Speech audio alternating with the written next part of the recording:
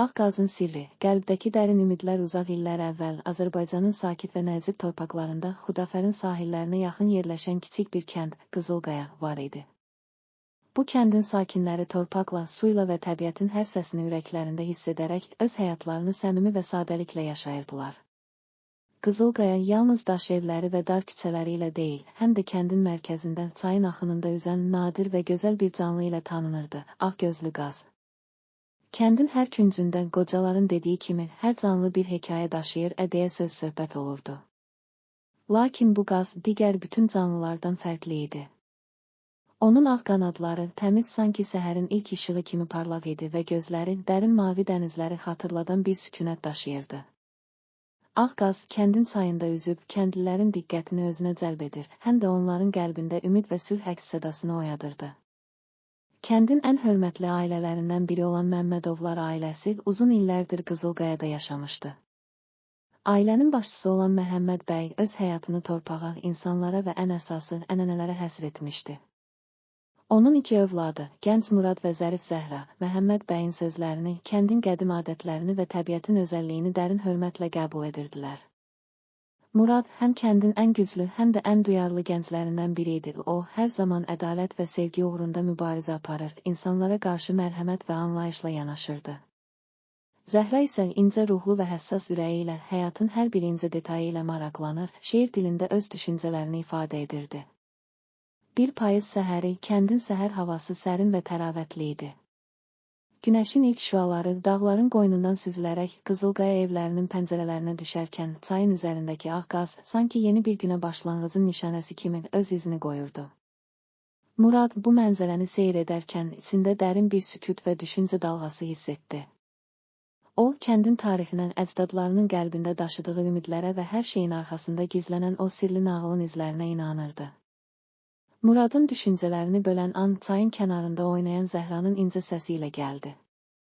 O, əlində kiçik bir not dəftəri ilə çayın sularına baxaraq öz düşüncələrini yazırdı. Hər canlının içində bir sirlər dünyası var, deyə pıçıldayırdı Zəhra, kəndin qədim nağıllarında hər varlığın öz hekayəsi olduğunu öyrənmişdi. O, ağ qazın gözlərində sanki min illərin ağrısını, sevincini və kədərini oxuyur, onun hər bir hərəkətində bir dərs tapırdı. O gün kənddə, kəndin mərkəzində yerləşən böyük ağac altında qocaların toplaşdığı və həyatın dərin məna dolu söhbətlərinin keçirildiyi bir toplantı təşkil olunmuşdu. Məhəmməd bəy də bu toplantıya qatılmış, öz həyat təcrübələrini və qədim hekayələri gənclərlə bölüşürdü. O, torpaq bizim anamız, su isə həyatın özüdür. Hər kəsin ürəyində gizlənən o səs bu torpağın və bu suyun sədası kimidir, deyərək dinləyicilərə dərin hikmət dolu sözlər söyləyirdi. Toplantı zamanı qocalardan biri əlindəki köhnə bir kitabı açaraq kəndin və torpağın unudulmuş tarixindən danışmağa başladı. Kitabın səhifələrindən ağ qazın hekayəsi də yer alırdı. Qədim dövrlərdə çayın bu axarında ağ qazın yer aldığı bir əfsanə yazılmışdı. Hekayəyə görə o qaz bir zamanlar bütün kəndi bürüyən fəlakətlər zamanı insanlara ümid vermək üçün göndərilmişdi. Ağ qaz, ağ qanadları ilə həm fəlakətin qaranlığını, həm də ümidin parlaq işığını simvolizə edirdi. Kəndlilər bu əfsanədən ilham alaraq hər çətinlikdə birlikdə dayanmağı və həyatın sərt reallıqları ilə mübarizə aparmağı öyrənmişdilər. Məhəmməd bəy sözlərini tamamlayaraq gənclər, unutmayın ki, bu torpaqda yaşanan hər bir hadisə, hər bir canlının içində gizlənən o dərin hisslər, sevgi, kədər, ümid və sülh, hamımız üçün bir dərsdir. Ağ qazın hər uçuşu sanki bizə həyatın qaranlıq və işıqlı tərəflərini xatırladır, deyə vurğuladı. Bu sözlər Muradın və Zəhranın ürəyində dərin izlər buraxdı. Onlar kəndin ənənələrinə sadiq qalaraq öz yollarını tapmağa çalışırdılar. Murad həyatın çətinlikləri ilə üzləşərkən ədalət və insanlıq uğrunda mübarizə aparmağa qərarlı idi. Zəhra isə yazdığı şeirlər vasitəsilə kəndin hər küncündə, hər üzündə olan ümid və sevgi səsini insanlara çatdırmaq istəyirdi. Günlər keçdikcə ağ qazın möhtəşəm görüntüsü hər gün çayın üzərində təkrar görünürdü. O, kənd üçün sanki bir simvola çevrilmişdi. Hər dəfə qazın uçuşunu izləyən kəndlilər ürəklərində dərin bir sükunət və inam hiss edirdilər. Onlar qazın sanki min illərin təcrübəsinin, acısını və sevincini daşıdığını düşünürdülər. Qaz həm də kəndin keçmişi ilə gələcəyini birləşdirən əbədi bir bağ kimi idi. Bir gün Murad və Zəhra kəndin kənarında yerləşən, çayın yanında kiçik bir evdə yaşayan yaxın dostları Cəmil və Fəridə ilə bir araya gəldilər. Cəmil kəndin ən bacarıqlı ustalarından biri idi və Fəridə incə ruhlu, şeirə məhəbbət bəsləyən bir gənc qız idi. Onlar birlikdə kəndin tarixi, adət-ənənələri və gələcək arzuları haqqında dərin söhbətlər aparırdılar. Söhbət əsnasında Fəridə Ağqazın səsi mənə elə gəlir ki, o bizim üçün yalnız bir canlı deyil, o eyni zamanda ürəklərimizin dərinliyində yatan keçmişin və gələcəyin səsidir, deyə səmimi sözlər söylədi. Cəmil də əlavə etdi, bu qazın uçuşunu izləmək sanki həyatın bütün sərt reallıqları ilə ünsiyyət qurmaq kimidir, həm kədər, həm sevinç, həm də ümid. Hər dəfə onun qanadları çayın üzərində açıldıqda ürəyimdə yeni bir işıq yanır. Bu sözlər kəndin ruhunu bir daha canlandırdı. Hər kəs Ağqazın sanki onların qəlbində yaşayan sarsılmaz ümid və sevginin təcəssümü olduğunu dərk edirdi. Murad öz içindəki qərarı möhkəmləndirərək kəndin problemləri ilə üzləşmək, ədalət uğrunda mübarizə aparmaq və gələcək nəsillərə daha yaxşı bir həyat təmin etmək üçün daha da qətiyyətlə çalışacağını vəd etdi. Zəhra isə şeir vasitəsilə insanlara həyatın incə detallarını, sevgi və mərhəmətin dərinliyini çatdırmağa çalışdı. Günlərin birində kəndə ağır bir qəmli xəbər gəldi. Yaxın kəndlərdən biri təbii fəlakətin təsiri ilə böyük zərər görmüş, insanlar acı çəkməyə başlamışdı.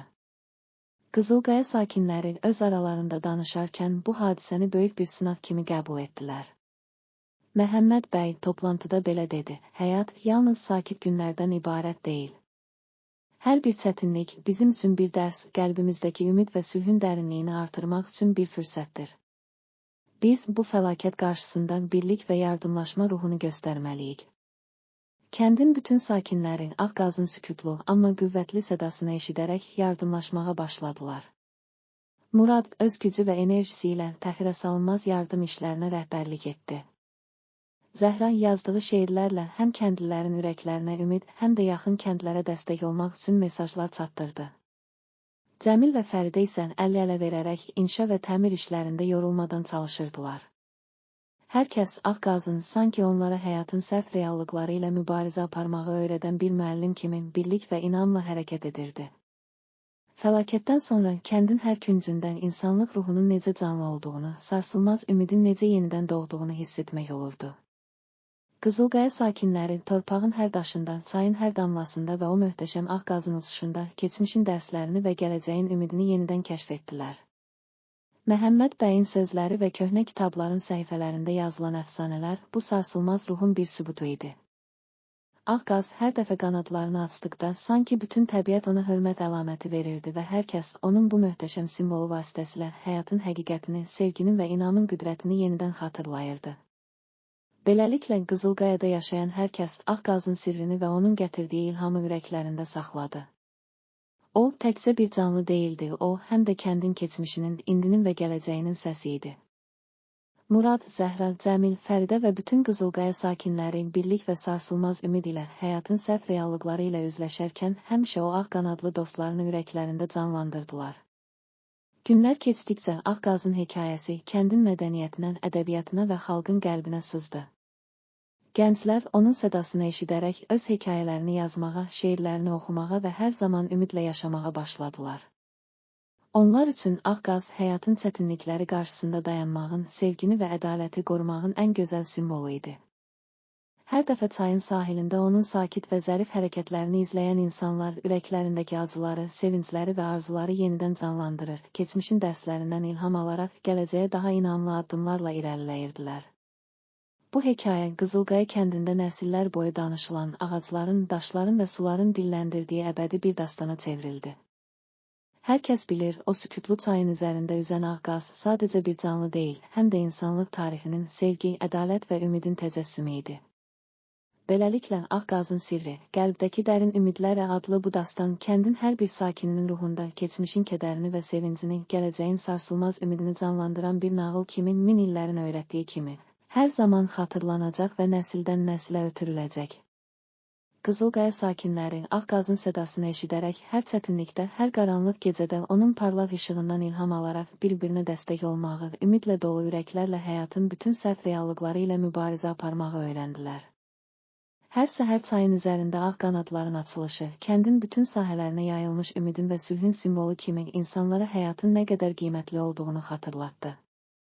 Hər kəs bu gözəl mənzərənin qarşısında öz qəlbində gizlənmiş sevgi və inamı yenidən tapdı və beləliklə Qızılqaya kəndi hər zaman sarsılmaz ruhu və təbiətin ən dərin sirrini ürəklərində daşıyan əbədi bir mirasa çevrildi. Beləliklə ağ qazın sədası və onun gətirdiyi ilham Qızılqaya kəndində hər bir insanın həyatında bir mərhəmət və ümid işığı olaraq qalmağa davam etdi. Hər kəs bu hekayənin izlərini sanki torpağın, suyun və ürəyin dərinliyində yaşadığı o əbədi sevgi sədasını gələcək nəsillərə öyrətməyi və xatırlatmağı öz öhdəliyi bildi.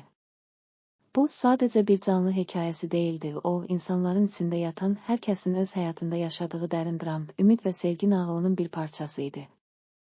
Qızılqaya sakinləri ağ qazın sirrini ürəklərində saxlayaraq həyatda rast gəldikləri hər çətinliyi sevgi, inam və birliklə dəf etməyə, tarixin dərin dərslərindən ilham alaraq gələcək üçün daha parlaq bir ümid işığı yaratmağa davam etdilər. Həyat davam edirdi və hər gün çayın sularında parlayan ağ qanadlar kimi yeni ümidlər doğurdu. Hər gün keçmişin kədərini, sevincini və inamını yaşadaraq insanlıq tarixinin yeni səhifələri yazılırdı. Beləliklə, ağ qazın sirri, qəlbdəki dərin ümidlərlə dastanın Qızılqaya kəndinin ürəyində min illərin hikmətini və sevgisini təcəssüm etdirərək insanlara həyatın əsl mənasını, sevgi, ədalət, sülh və inamı öyrətməyə davam etdi.